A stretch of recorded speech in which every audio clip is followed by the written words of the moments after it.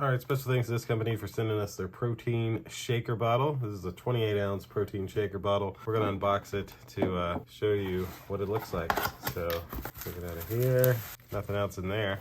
And some plastic, double plastic. Look at that. Oh, wow.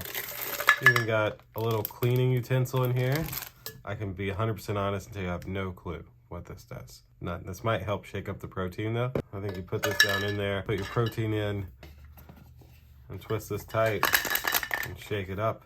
You got your ounces here, 4, 8, 12, 16, 20, 24. And I guess all the way at the top is 28. Very nice. I like the little handle. That's like a nice rubber strap, and that pops off pretty securely. So like if it, rolled over, it's not gonna spill.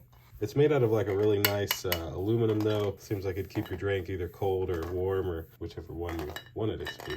So that should do it for this protein shaker unboxing video. Thanks again to this company for sending it to me, and thank you all for watching. We'll see you in the next one. Deuces.